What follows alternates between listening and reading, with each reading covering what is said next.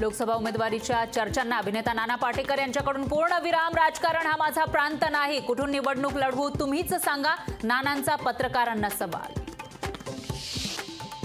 निवडणूक रोखे प्रकरणी सुप्रीम कोर्टाने एसबीआयची याचिका फेटाळली। उद्यापर्यंत निवडणूक रोख्यांची माहिती द्या, कोर्टाचे आदेश।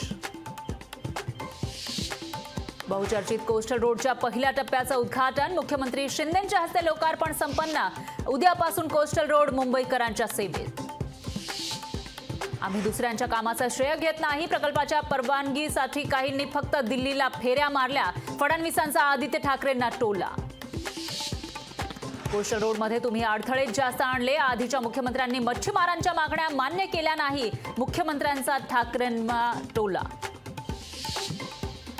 ईडी कारवाईमध्ये एकही भाजप नेता नाही, ईडी भाजपचा सहकारी पक्ष असल्यासारखं वागतेय। भाजप सत्तेत आल्यापासून 115 विरोधी नेत्यांची ईडी चौकशी, ईडी कारवाईवरून शरद पवारांचा हल्लाबोल।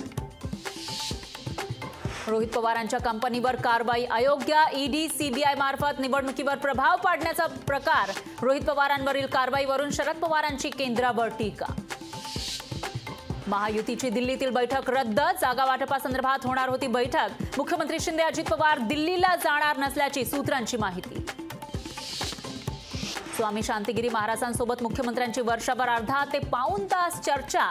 स्वामी शांतिगिरी महाराज नाशिकमधून युतीचे उमेदवार असण्याची शक्यता, तर विद्यमान खासदारांना डच्चू मिळण्याची दाट शक्यता। राज्य मंत्रिमंडळाची आज बैठक, सरकारकडून मुंबईकरांना थीम पार्कची भेट मिळण्याची शक्यता। लंडन पार्कच्या पार्श्वभूमीवर महालक्ष्मी रेसकोर्सवर नवा प्रकल्प। शरद पवारांच्या याचिकेवर आज सुप्रीम कोर्टात सुनावणी। राष्ट्रवादी पक्ष आणि चिन्ह प्रकरणी निवडणूक आयोगाविरोधात दाखल याचिकेवर आज सुनावणी।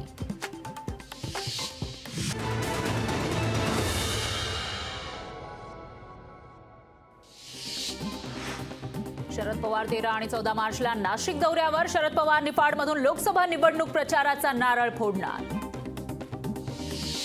भाजपच्या केंद्रीय निवडणूक समितीची आज दिल्लीत बैठक, बैठकीमध्ये लोकसभा उमेदवारांच्या नावांवर शिक्कामोर्तब होणार। दुसरी यादी आज जाहीर होण्याची शक्यता।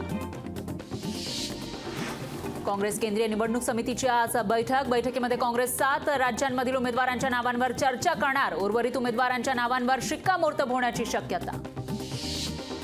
राज्यातील 506 प्रकल्पांचे उद्या भूमिपूजन आणि लोकार्पण। लोकसभा निवडणुकीची आचारसंहिता लागण्यापूर्वी प्रकल्पांचं लोकार्पण। पंतप्रधान मोदी व्हिडिओ कॉन्फरन्सिंगद्वारे भूमिपूजनाला राहणार उपस्थित। डबल महाराष्ट्र केसरी चंद्रहार पाटील आज करणार ठाकरे गटात प्रवेश। चंद्रहार पाटलांच्या पक्षप्रवेशावेळी मोठं शक्ती प्रदर्शन केलं जाण्याची शक्यता।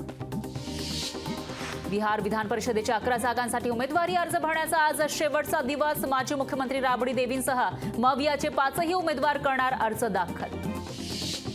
एक खडा इकडचा तिकडे झाला तरी फरक पडत नाही, रवींद्र वायकरांवर उद्धव ठाकरेंची टीका।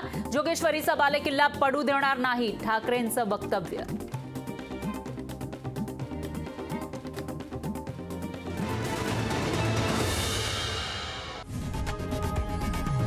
लोकशाही मराठी ऐका, पहा, जागरूक रहा।